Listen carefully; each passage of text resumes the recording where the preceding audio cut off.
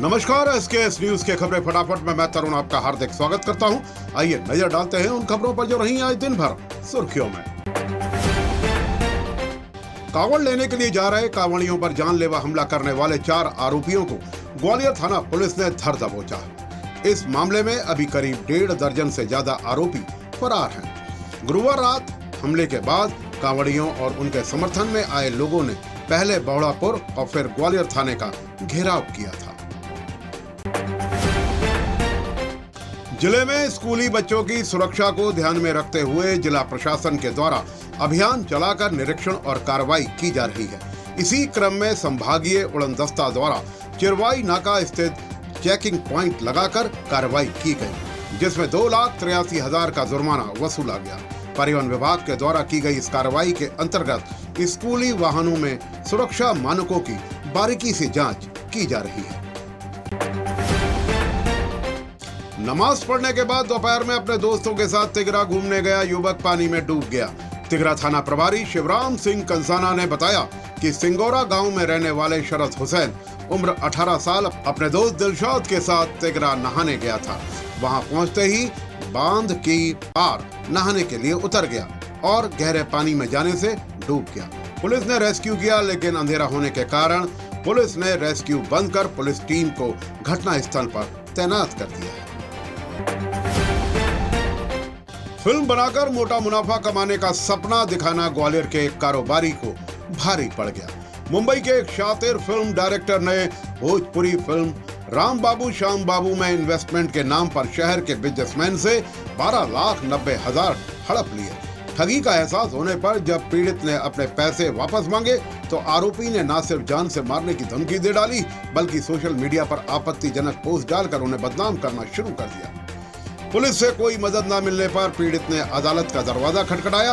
अब कोर्ट के कड़े रुख के बाद झांसी रोड थाना पुलिस ने आरोपी डायरेक्टर के खिलाफ धोखाधड़ी का केस दर्ज कर उसकी तलाश शुरू कर दी है। साथी व्यापारी ने किराए पर एक ट्रक लेकर हर महीने 1.5 लाख रुपए देने का झांसा देकर एक ट्रांसपोर्टर का 53 लाख कीमत का 22 पहिया नया ट्रक हड़प लिया।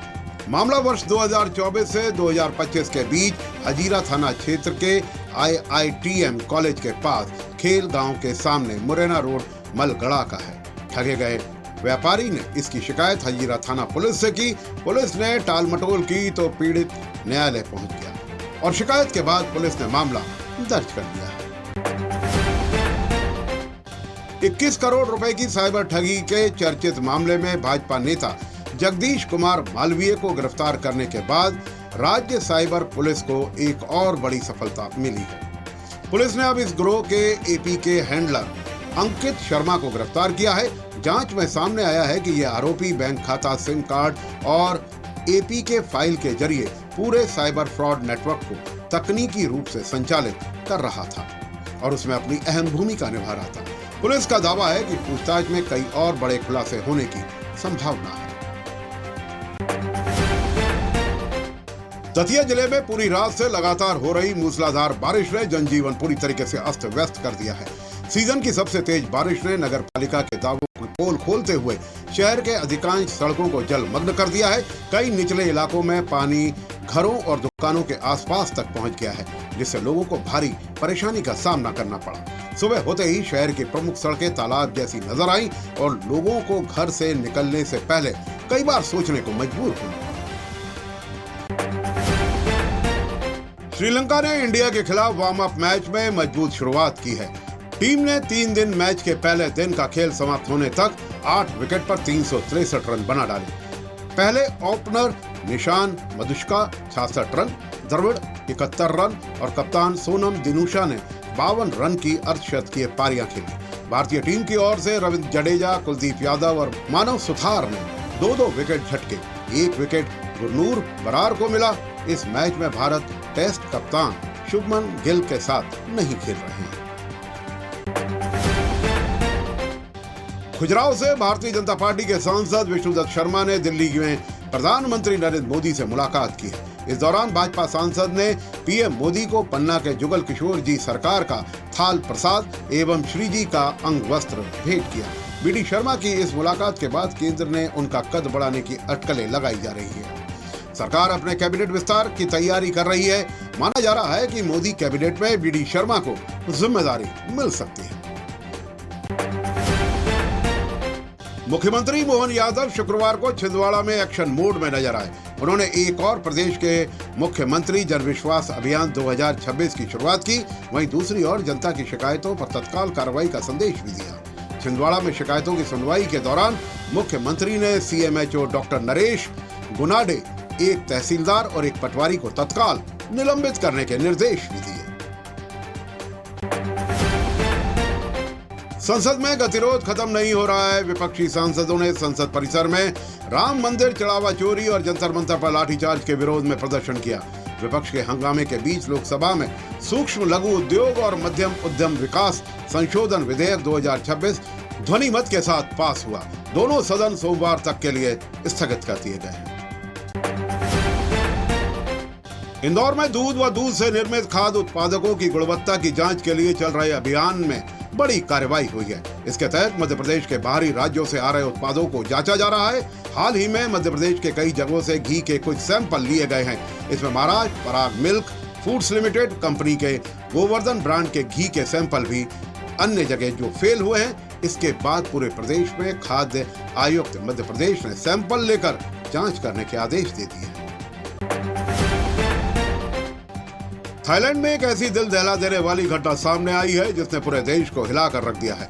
महज 14 साल के एक स्कूली बच्चे ने पहले अपने घर में दादा दादी को गोली मारकर हत्या कर दी। इसके बाद वह इस बंदूक के साथ स्कूल पहुंचा और अंधाधुंध फायरिंग कर दी। इस हमले में 5 स्कूल टीचर और स्कूल स्टाफ की मौत हो गई। आखिर में उसने खुद को भी गोली मार ली। यह घटना शुक्रवार सुबह करीब 10 बजे बैंक के उत्तर पश्चिम में स्थित नानथापुरी प्रांत के डैब सीरीज नानथावरी स्कूल में हुई है। उत्तर प्रदेश के मुख्यमंत्री योगी आदित्यनाथ ने आज लखनऊ स्थित सरकारी आवास पर बॉलीवुड अभिनेता सनी देओल और अभिनेत्री प्रीति जिंटा से शिष्टाचार भेंट की। सनी देओल ने मुख्यमंत्री योगी आदित्यनाथ को एक स्मृति चिन्ह भेंट किया। सनी देओल इस दौरान टोपी और हरे रंग के कुर्ते में नजर आए। वहीं प्रीति जिंटा ने भी सीएम योगी को स्मृति चिन्ह देकर सम्मानित किया। केसरिया रंग के सूट में प्रीति बेहद खूबसूरत दिख रही थी। मुख्यमंत्री ने भी दोनों कलाकारों का गर्मजोशी से स्वागत किया। डाटा बिगर्स हर हफ्ते मुख्य धारा के चैनलों, अखबारों और राजनीतिक दलों के यूट्यूब चैनलों के व्यूज के आंकड़े जारी करता है। 25 से 31 जुलाई तक आंकड़ों के मुताबिक कांग्रेस का आधिकारिक चैनल नंबर 1 पर रहा। 7 दिन में कांग्रेस के चैनलों को 5 करोड़ 78 लाख व्यूज मिले, यानी कुल व्यूअरशिप का 57% हिस्सा सिर्फ कांग्रेस के खाते में आया। वहीं भाजपा के आधिकारिक चैनल को सिर्फ 38 लाख व्यूज मिले और उसका शेयर रहा सिर्फ 4%। देश के बुनियादी ढांचे में क्रांति लाने का दावा करने वाले और केंद्रीय सड़क परिवहन मंत्री नितिन गडकरी का सबसे महत्वाकांक्षी dream project Delhi Mumbai expressway पहले ही बारिश की परीक्षा में फेल होता नजर आ रहा है। रफ्तार के इस नए सफर पर भ्रष्टाचार और लापरवाही का ऐसा स्पीड ब्रेकर लगा है कि जनता हैरान है। राजस्थान के बूंदी से लेकर गुजरात के अंकलेश्वर तक इस हाईटेक एक्सप्रेसवे की सूरत बिगड़ चुकी है।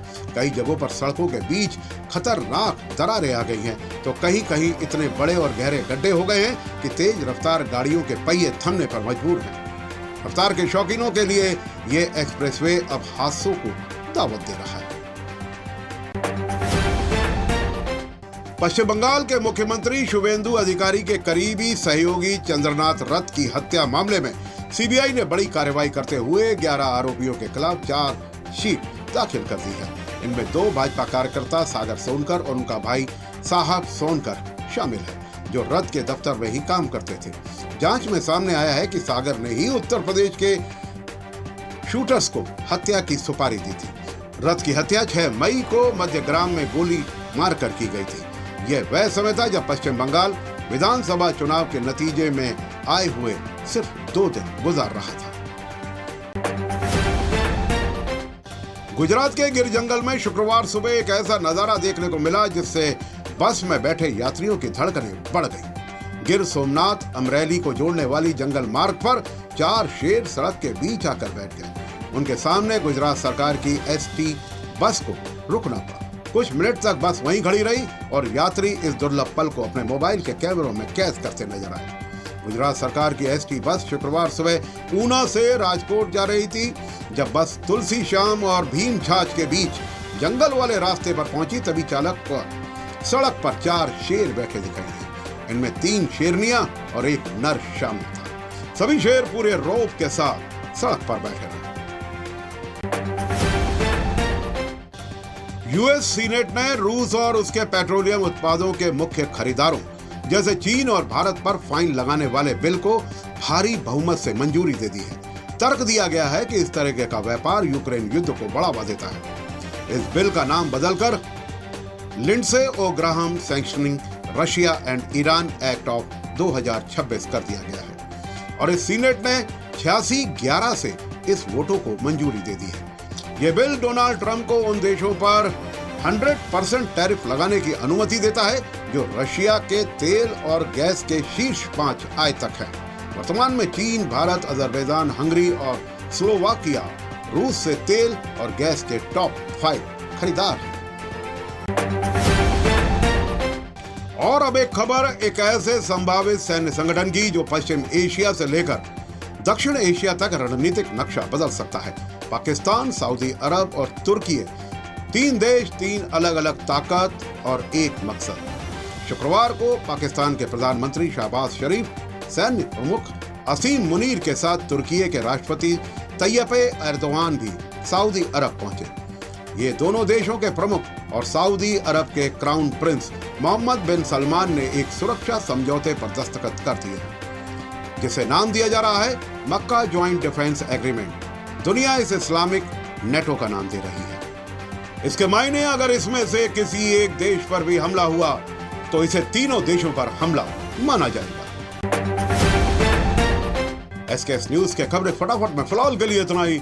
मुझ तरुण को दीजिए इजाजत और आप देखते रहिए एसकेएस न्यूज। नमस्कार।